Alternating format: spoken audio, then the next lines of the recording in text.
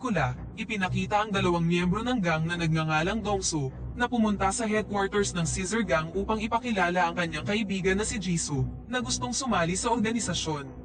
Sa sandaling yun, nagbow sina Dongsu at Jisoo sa pinuno ng gang na si Yoonjin, upang matanggap si Jisoo bilang bagong miyembro ng gang. Sa kabila ng pagiging isang babae, kinatatakutan si Yoonjin ng kanyang mga nasasakupan dahil isa siyang malupit na fighter. Nang tinanggap na ni Yoonjin si Jisoo bilang bagong miyembro, ang isa sa kanyang pinagkakatiwalaang tauhan na si Wonchul, ay nakatanggap ng tawag sa telepono na ipinaalam sa kanya kung saan mahahanap ang taong matagal nang hinahanap ni Yoonjin. Nang walang sinasayang na oras, si Yoonjin at ang kanyang mga tauhan ay sumugod na sa nabanggit na lokasyon. Lumalabas na hinahanap ni Yoonjin ang kanyang nakatatandang kapatid na si Eugene, na nahiwalay sa kanya mula noong mga bata pa sila. Magkasama sila noon sa isang bahay ampunan matapos mamatay ang kanilang mga magulang, ngunit sa kasamaang palad, kailangan nilang maghiwalay ng ampunin si Eugene ng isang pamilya.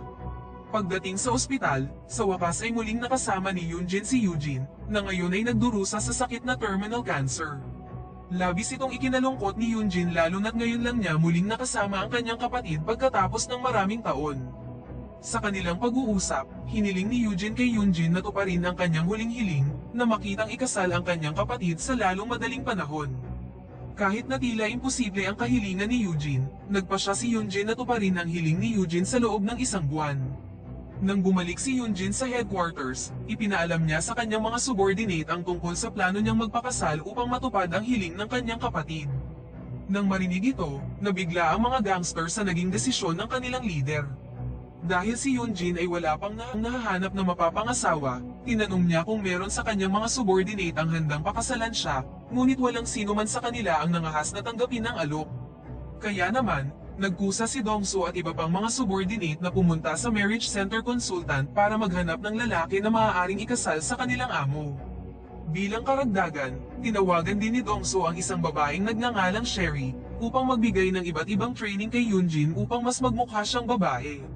Pagdating ni Sherry sa headquarters, agad niyang binigyan ng facial at hair treatment si Yoonjin. Bukod dito, tinuruan niya din si Yoonjin kung paano akitin ang isang lalaki.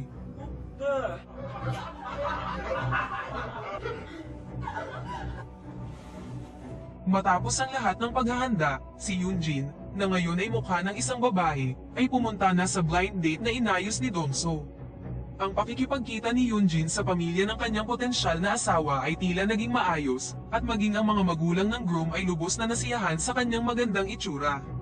Sa kasamaang palad, nang tanungin ng pamilya ng groom ang tungkol sa background ng kanyang pamilya, nagpanik si Yoonjin at nauwi sa paggamit ng mga seductive technique na itinuro sa kanya ni Sherry kanina, na naging dahilan upang kanselahin ng pamilya ng groom ang matchmaking event. Ang pagkabigo ng blind date ay labis na ikinagalit ni Yoonjin, at inilabas niya ang kanyang galit sa kanyang mga subordinate. Nang kumalma na si Yoonjin, nagmaneho na siya pauwi, ngunit habang nasa daan, binastos siya ng 2 thugs. Dahil dito, hinabol ni Yoonjin ang kanilang sasakyan at binangga ito. Pagkatapos ay bumaba siya sa kanyang sasakyan, kinuha ang isang matigas na bagay, at ginamit ito para atakihin ang mga thugs. Sa panahon ng labanan, ang isang lalaki na nagngangalang Kichul, ay sinubukang protektahan si Yoonjin mula sa mga thugs. Gayunpaman, ang kanyang pakikialam ay naging dahilan upang matamaan siya ng isang hollow block na ibinato ni Yoonjin. Bilang resulta ng insidente, kinailangan ni Kichul na magpagamot sa ospital. Pagkatapos nito, binigyan ni Dongso si Kichul ng malaking halaga ng pera bilang kabayaran sa hindi magandang pakikitungo na ginawa ni Yoonjin, ngunit tinanggihan niya ang pera dahil gusto niya lang talagang tulungan ang babae. Nang marinig ni Yoonjin ang report tungkol sa pagtanggi ni Kichul, siya at ang kanyang mga subordinate ay mas lalo pang naging interesado sa kanya. Pagkatapos ng ilang investigasyon, ipinaalam ni Dongso kay Yoonjin na si Kichul ay isang single na civil servant, na 10 beses nang nabasted sa kanyang mga blind date. Sa makatuwid, planong i-match ni Dongso si Kichul kay Yoonjin.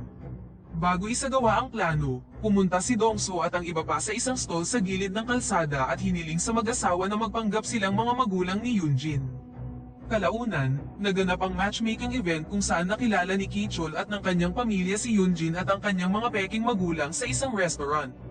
Nang iminungkahi ng pamilya ni Yoonjin ang paksa ng kasal sa pagitan ni Kichul at Yoonjin, Naramdaman ng pamilya ni Kichul na masyado pang maaga para pag-usapan ito dahil ngayon pa lang sila nagkakakilala.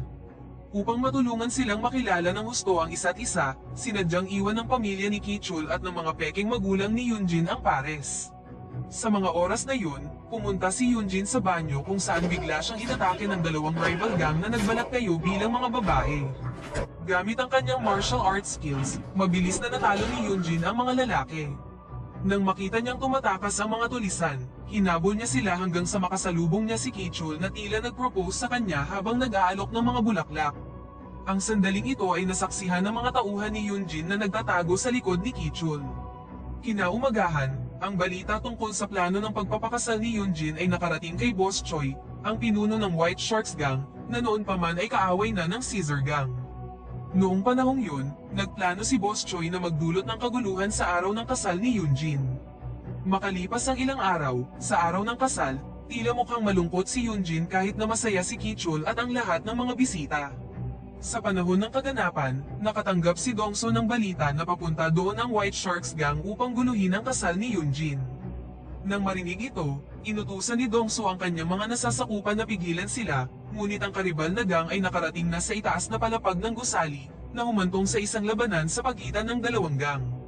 Nang makita ito, labis na nainis si Yunjin at sinubukan itong huwag pansinin. Nang ma-realize ng mga bisita na merong kaguluhan, inisip nila na ang away ay bahagi lang ng wedding entertainment. Naaliw pa sila at nagpalakpakan ng muntik nang mahulog ang isang gangster. Pagkatapos ng seremonya ng kasal, si Kichul, na ngayon ay opisyal ng asawa ni Yunjin, ay mukhang masaya ngunit walang pakialam si Yunjin. Hindi nagtagal, sinimulan na ni Kichul na akitin ng kanyang asawa na magpalakpakan na sila. Ngunit si Yunjin na ayaw, ay sinubukang iwasan si Kichul sa pamamagitan ng pagpapanggap na busy siya sa banyo, hanggang sa napagod na si Kichul kakahintay at tuluyan ang nakatulog. Sa kalagitnaan ng gabi, nagising si Kichul at nadatnan niyang natutulog si Yunjin sa sofa, kaya binuhat niya ang asawa papunta sa kama. Nang sinubukan ni Kichul na tanggalin ang kanyang medyas, bigla siyang sinipa ng natutulog na si Yunjin, dahilan para matumba siya sa sahig. Kinabukasan, si Big Boss, ang pangunahing pinuno ng Caesar Gang, ay pumunta sa headquarters upang tingnan ang kanyang mga gang members matapos magbakasyon sa ibang bansa. Nang makitang wala doon si Yunjin, tinanong ni Big Boss ang kanyang mga subordinate kung nasaan siya. Sinubukan ni Dongso na pagtakpan ng kamakailang kasal ni Yunjin dahil hindi alam ni Big Boss ang tungkol dito. Sa kasamaang palad, sinabi ni Jisoo na si Yunjin ay nasa honeymoon kasama ang kanyang asawa. Nang marinig ito, nagulat at nagalit si Big Boss dahil hindi sa kanya ipinaalam ni Yunjin ang tungkol sa kasal. Nang gabing yun, umuwi si Yunjin na pagod at agad na nakatulog sa kanyang silid. Nang makitang nasa bahay na ang kanyang asawa, sinadya ni Kichul na maging intimate sa kanya ngunit napurnada ang kanyang intensyon nang biglang nagising si Yunjin, at binantaan siyang huwag siyang hahawakan ng walang pahintulot. Natakot si Kichul sa banta ni Yunjin at nagpas siyang sumunod sa utos ng asawa. Makalipas ang ilang araw, sa wakas ay pinayagan ng makauwi si Yunjin mula sa ospital matapos makatanggap ng pangmatagalang treatment. Sa mga panahong yun, ipinakilala siya kay Kichul at nakaramdam siya ng kagalakan dahil may asawa na ang kanyang nakababatang kapatid. Nang gabing yun, nagpasya si Yunjin na matulog kasama si Yujin, na muling humiling na mabuntis na si Yunjin at magkaanak sa lalong madaling panahon. Kinaumagahan, hiniling ni Yunjin sa kanyang mga subordinate na tawagan si Sherry para turuan siya kung paano mabuntis ng mabilis. Nang dumating si Sherry, nagbigay siya ng iba't ibang mga payo na hindi lubos na naintindihan ni Yunjin. Pagdating sa bahay, sinadya ni Yunjin na maging intimate kay Kichul at sinubukang isagawa ang iba't ibang bagay na ipinaliwanag ni Sherry, na labis namang ikinalito ni Kichul. Dahil dito, nadismaya si Yunjin at pinunit ang damit ni Kichul para makapagpalakpakan na kaagad sila. Simula noon, naging mas agresibo na si Yunjin at laging gustong magpalaplap kay Kichul sa tuwing may pagkakataon sila. Kalaunan, natapos na ng gang ni Yunjin ang pagtatayo ng isang bagong gusali, kaya nagdiwang sila sa pamamagitan ng pagkain ng magkakasama sa isang restaurant. Sa kasamaang palad, nagambala ang kaganapan nang nagpakita ang isang miyembro ng White Sharks Gang upang manggulo. Sa pagkainis sa bastos na pag-uugali ng gangster, sinaksak ni Yunjin ng chopstick ang ulo ng lalaki. Ang pangyayaring ito ay ikinagalit ni Boss Choi, na inutos sa kanyang mga nasasakupan na ayusin ang isang meeting kay Big Boss. Sa panahon ng pagpupulong, nagkasundo ang dalawang gang na magdaos ng one-on-one duel sa pagitan ni Yunjin at Taesik, ang isa sa mga top fighter ng White Sharks Gang. Pagkaraan ng ilang araw, pumunta si Yunjin sa isang field kung saan nakatakda siyang makipagduelo kay Taesik. Matapos ihanda ang kanilang mga armas, sinimulan na nilang atakihin ang isa't isa at ipinakita ang kanilang husay sa pakikipaglaban. Sa sandaling yun, nakuha ni Yunjin ang kalamangan at nagawang ma-corner si Taesik. Gayunpaman, mas pinili niyang huwag patayin ang kanyang kalaban at sa halip ay binali lamang ang kanyang binti. Pagkatapos ng tunggalian, pumunta si Yunjin sa ospital para gamutin ang kanyang mga sugat at bumili ng pregnancy test. Pagkatapos nito, nagmamadali siyang pumunta sa banyo at sa hindi inaasahang pagkakataon, nalaman niyang buntis na siya. Sa sobrang saya, ibinahagi kaagad ni Yunjin ang masayang balita sa kanyang kapatid na muling ibinalik sa ospital. Natuwa si Yunjin nang marinig ang tungkol sa pagbubuntis ng kanyang kapatid at pinaalalahanan siyang huwag makisali sa mga away na maaaring magdulot ng panganib sa kanyang sanggol. Kinagabihan, si Kichul, na nasa opisina pa rin, ay nakatanggap ng tawag mula kay Yunjin at pinaalam sa kanya ang tungkol sa kanyang pagbubuntis. Tuwang-tuwa si Kichul nang marinig ang balita at bumili siya ng mga bulaklak para sa kanya. Pagdating sa bahay, nagulat si Kichul nang matuklasang si Yunjin ay may dragon tattoo sa kanyang likod na nagpapakita na isa siyang miyembro ng gang. Pagkatapos ay inamin na ni Yunjin na siya ang pangalawang pinuno ng Scissor Gang. Bukod dito, ipinaliwanag niya na ang kanyang kasal ay para lamang matupad ang kahilingan ng kanyang may sakit na kapatid.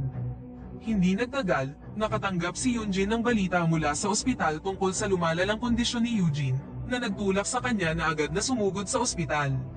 Sa sandaling yun, lumalabas na lalong nanghihina si Yunjin at kalaunan ay binawian na siya ng buhay. Labis na nalungkot si Yunjin sa pagkawala ng kanyang kapatid na kamakailan niya lang muling nakasama. Samantala, si Dongsu, na matagal nang nanliligaw kay Sherry, ay nagplanong mag-propose sa kanyang minamahal. Sinundo niya si Sherry para dalhin siya sa isang restaurant at agad na kinuha ng dalaga ang kanyang bag na nasa locker ng kanyang pinagtatrabahuhan. Habang hinihintay ni Dongsu si Sherry sa labas ng bar, nilapitan siya ng mga thugs na dati niyang binugbog. Dumating sila upang maghiganti sa kanya at sinaksak ng kutsilyo si Dongsu. Nang makalabas si Sherry sa bar, laking gulat niya nang makita si Dongsu na puno ng dugo at nasa ilalim ng buhos ng ulan. Nang gabing yun, namatay si Dongsu sa piling ni Sherry. Pagkatapos noon, agad na tinawagan ni Sherry si Jisoo para ipaalam sa kanya ang tungkol sa pagkamatay ni Dongsu dahil sa pag-atake ng mga thug. Nang marinig ang balita, si Jisoo at ang kanyang mga kaibigan ay labis na nagalit at pumunta sa headquarters ng thugs na bahagi ng White Sharks Gang. Sa kasamaang palad, dahil mas marami ang bilang ng mga kalaban, si Jisoo at ang iba pa ay natalo at nabugbog ng karibal na gang. Nang nalaman ni Yunjin ang pagkamatay ni Dongsu, naghanda siya para sa isang laban upang ipaghiganti ang pagkamatay ng kanyang subordinate sa kabila ng pagiging buntis. Pagdating sa headquarters ng karibal na gang, mag-isang nilabanan ni Yunjin ang mga miyembro ng gang. Gayunpaman, dahil sobrang dami nila, nagsimulang mahirapan si Yunjin at kalaunan ay natalo siya ni Taesik at ng kanyang grupo. Kahit na nakiusap siya sa mga ito na huwag tamaan ang kanyang tiyan, hindi siya pinansin ng mga gangster at patuloy siyang binugbog hanggang sa masugatan siya ng husto. Nang malapit nang tapusin ni Taesik si Yunjin, dumating si Big Boss na may dalang envelope na naglalaman ng mahahalagang dokumento na ninanais ni Boss Choi na humantong sa pagpapalaya kay Yunjin. Pagkatapos ng laban, isinugod si Yunjin sa ospital para bigyan siya ng medical treatment. Nalungkot si Kichul nang makitang bugbog sarado at nalaglagan ng kanyang asawa dahil sa pambubugbog ng White Sharks Gang. Pinataas nito ang kanyang determinasyon na ipaghiganti si Yunjin sa malupit na pagtrato ng mga gangster. Nang gabing yun, pumunta si Kichul sa isang karaoke bar kung saan nagpa-party si Boss Choi at ang kanyang mga tauhan. Habang nagbabalat kayo bilang tagahatid ng tubig, nagawang pasukin ni Kichul ang karaoke room at binuhusan ng gasolina ang lahat ng miyembro ng gang. Sa kasamaang palad, nang malapit na silang sunugin ni Kichul, inatake siya ng isa sa mga gangster na naging dahilan para maudlot ang kanyang plano. Nang maramdamang siya ang nagtagumpay, naglabas si Boss Choi ng sigarilyo na nagtulak sa isa sa kanyang mga tauhan na magsindi ng lighter at hindi na malayang naliligo silang lahat sa gasolina.